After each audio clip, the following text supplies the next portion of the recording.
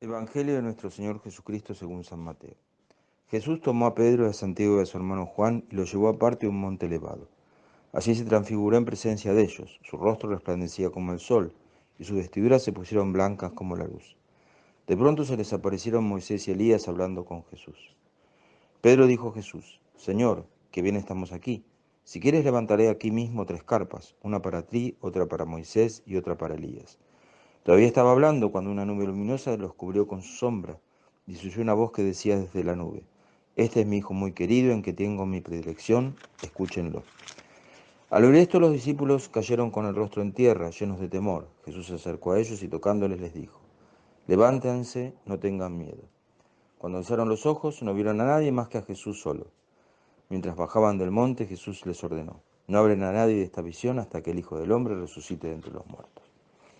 Palabra del Señor. Y tenemos esta escena extraordinaria donde Jesús torna su rostro que resplandecía como el sol y sus vestiduras como la luz. En este texto de Mateo se ve todo lo sobrenatural que en los otros textos de Lucas y de Marcos no.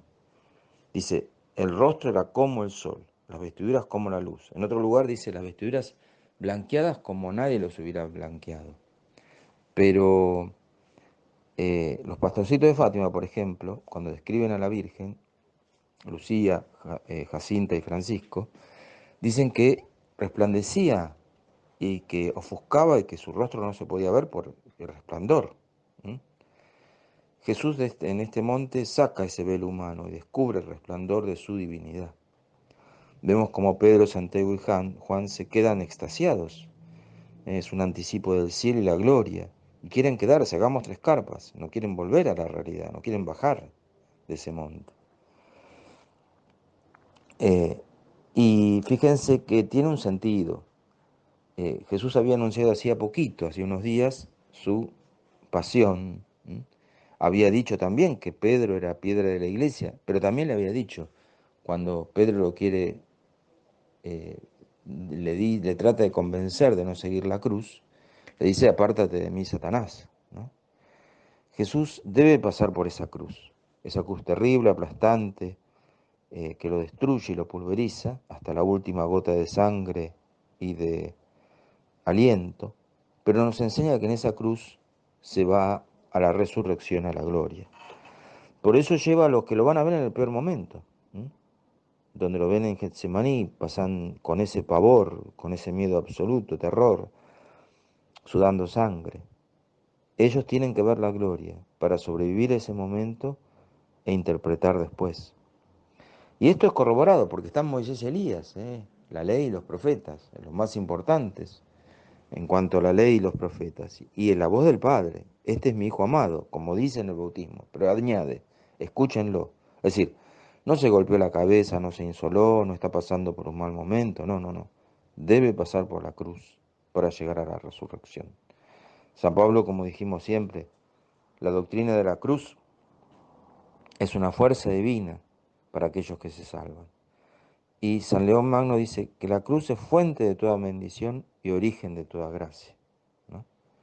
Entonces, Jesús los saca de ese ensueño, de ese eh, lugar en donde se querían quedar, y le dice: bajemos, ¿no? Sigamos con la vida. Así como los ángeles, cuando Jesús asciende, dice: ¿qué hacen mirando los cielos?, ¿no?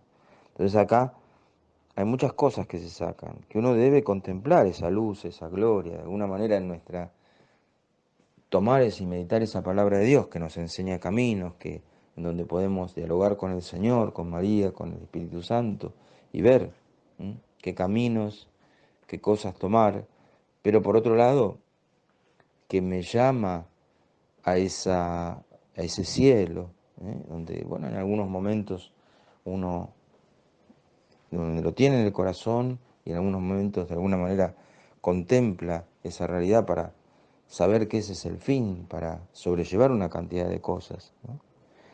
Pero que también uno tiene que seguir compartiendo el Evangelio con el Señor, o sea, eh, gozando de llevar la presencia de Jesús al otro, ¿no? la palabra del Señor al otro, gozando de que podemos dar esa palabra y contemplar y meditar esa palabra de Dios, ¿no? Pero a su vez viviendo en esa cruz, ¿no? Habrá fatigas, habrá humillaciones, habrá desengaños, habrá frialdad, habrá humillaciones, desencuentros, y por lo tanto en los discípulos hubo hasta cosas crueles y muerte propiamente dicha, ¿no? De esa cruz, en esa cruz encontramos la gracia, encontramos la luz, encontramos la vida también. En lo otro también, por supuesto, compartiendo, sirviendo, llevando la palabra de Dios al otro, nuestra experiencia del Señor, por supuesto en eso positivo, en donde puedo iluminar, pero también en lo negativo, en la cruz de la cual no podemos escapar. Y en eso, por eso el Señor pone como fin esa gloria. Que María Santísima, aquella que deseaba encontrar esa gloria, ya después de la muerte del Señor, se quedó para cumplir con la voluntad de Dios, pero bueno, ya era mucho, ¿no?